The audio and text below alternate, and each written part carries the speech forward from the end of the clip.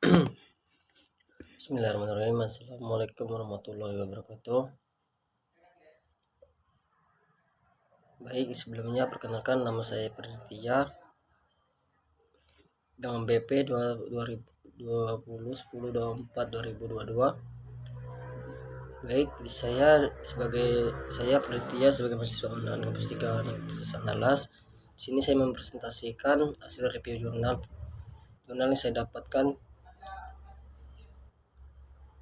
dalam bentuk PowerPoint yang berjudul pestisida dan presentasi ini pada kelas pestisida dan teknik aplikasi kelas Darbe.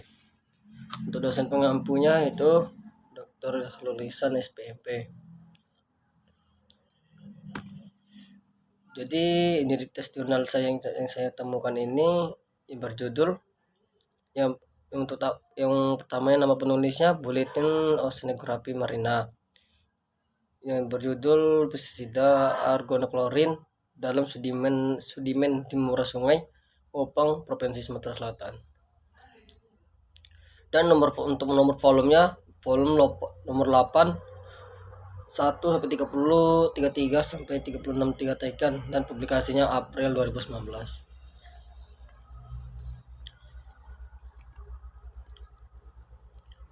Di sini saya menjelaskan tentang saya akan menjelaskan tentang jurnal yang saya dapatkan, latar belakang saya mengenai yang saya dapatkan. Jadi latar belakang dari jurnal saya dapatkan ini tidak berasal dari ini, berarti yang berguna untuk mengendalikan hama dan cita yang berarti pembunuhan. Dan pestisida adalah substansi kimia yang digunakan untuk membunuh atau mengendalikan berbagai hama. Dalam penggunaan pestisida ini di area pertanian dan perkebunan telah banyak membantu dan meningkatkan jumlah produksi pertanian dengan membunuh dan menghambat hama pengganggu yang dapat merusak tanaman. Namun di sisi lain, penggunaan pestisida ini juga dapat mencemari lingkungan seperti air, tanah, dan udara. Di sini salah satu jenis pestisida yang berbahaya adalah pestisida dari golongan arganoklorin menurut Samil 2015. Pestisida dari golongan ini merupakan salah satu bahan pencemar yang tidak dapat diuraikan secara hayati, sehingga cenderung tinggal dalam lingkungan cukup lama. Selain itu, kemungkinan untuk mengalami bioakumulasi dan bimagnifikasi dalam lingkungan juga besar. Sebagian pestisida ini, pestisida argonoklorin atau dalam konsentrasi tertentu dapat bersifat asgrogenik, yaitu dapat mengganggu atau mencegah kinerja hormon estrogen alami pada manusia. Selain itu, pestisida argonoklorin juga merupakan salah satu senyawa yang bersifat arsenoklorik. Jadi jurnal yang saya dapatkan ini pembahasan untuk latar belakang penelitiannya, penelitian tentang konsentrasi argonoklorin ini telah dilakukan beberapa daerah di Indonesia, misalnya di Teluk Jakarta. Ada 2 penelitian yang dilakukan dalam waktu yang berbeda. Kedua penelitian ini ditemukan pestisida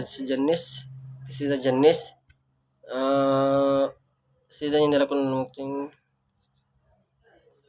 jenis argonoklorin di daerah tersebut dengan konsentrasi yang terus meningkat, yaitu pada air dan sedimen yang ditemukan dalam kerang hijau atau di Teluk Jakarta.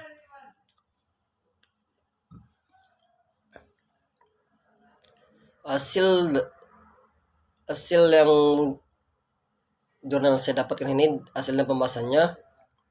Poin pertama, hasil analisis dengan kandungan pestisida dengan organoklorin menggunakan GCMS dapat dilihat pada tabel 1. Di mana diperoleh 2 stasiun 2 dan stasiun 5. Yang positif mengandung pestisida argonoklorin. Jenis pestisida argonoklorin yang ditemukan adalah endrin dengan konsentrasi masing-masing. yaitu dengan 0,35 ppb dan 0,41 ppb. Berdasarkan CCME 2001 mengilustrasi Endrin pada stasiun 5 telah melewati ambang batas yang diperbolehkan, yaitu 0,0624 ppb. Endrin digunakan sebagai salah satu pestisida untuk membasmi serangga maupun binatang pengerat. Penggunaan endrin sudah dilarang di banyak negara, salah satunya adalah Indonesia. Seperti pestisida arklorin lainnya, endrin cenderung mudah terakumulasi dalam jaringan lemak. Karakteristik endrin adalah memiliki titik lebor dan titik lidih sebesar 2,450 Celcius, dan kadar kelarutan endrin dan dalam air adalah sebesar 2,20 sampai 2,60 ml. Waktu paruh endrin dalam tanah diperkirakan sekitar 14 tahun dan bersifat kurang persisten dibandingkan dengan dihidrin. Endrin akan bersifat racun jika tertelan dengan kadar mencapai 7 ppm dalam makanan, dan tidak berpotensi menimbulkan kanker pada manusia tetapi dapat mengganggu sistem saraf.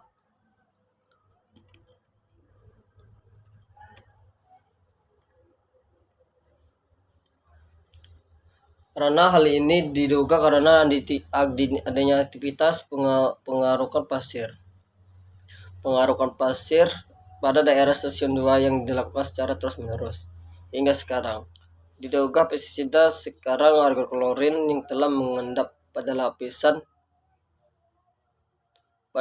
dalam sedimen yang tertimbun oleh lapisan sedimen yang baru akan berada di lapisan permukaan sedimen kembali karena proses pengerukan tersebut, sehingga di stasiun 2 ditemukan pestisida hidroklorin.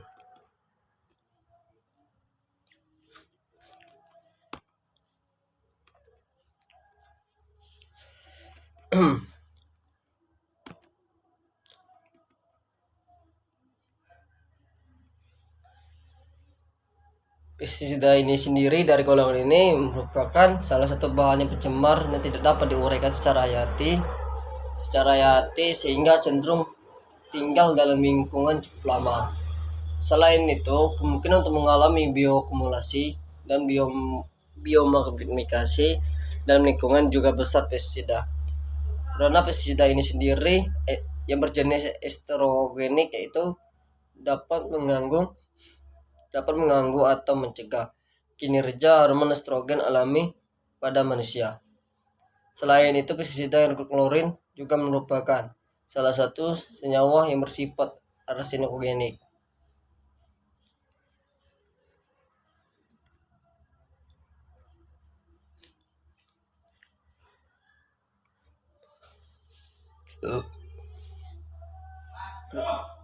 Dengan konsentrasi yang hidroklorin telah dilakukan di beberapa daerah. Di Indonesia misalnya ada 2 penelitian yang dilakukan dalam waktu yang berbeda. 2 penelitian ditemukan pestisida jenis hidroklorin di daerah tersebut dengan konsentrasi yang terus meningkat, yaitu pada air dan sedimen. Juga ditemukan dalam kerang hijau.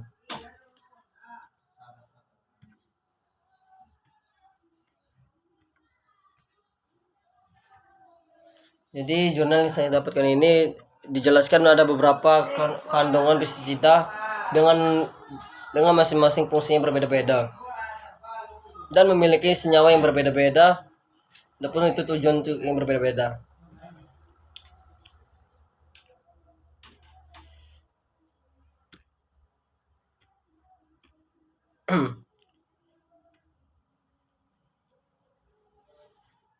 Karena lapisan permukaan sedimen ini sendiri kembali berproses penggerukan tersebut, sehingga di stasiun 2 ditemukan dalam penggunaan pestisida ini sendiri adalah hidroklorin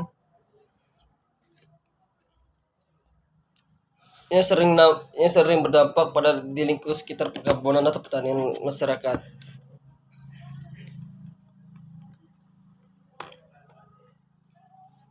Jadi kesimpulan jurnal yang saya dapatkan ini, berdasarkan penelitian ini, yang telah dilakukan di muara sungai Upang pestisida.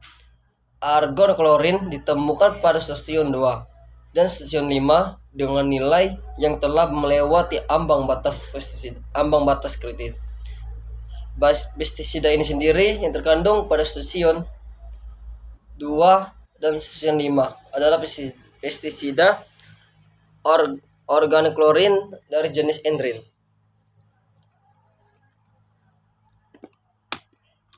Mungkin cukup sekian yang saya sampaikan dari hasil jurnal yang saya review. Mungkin jika ada kata salah saya mohon maaf, kepada Allah saya mohon ampun. Saya akhiri, wassalamualaikum warahmatullahi wabarakatuh.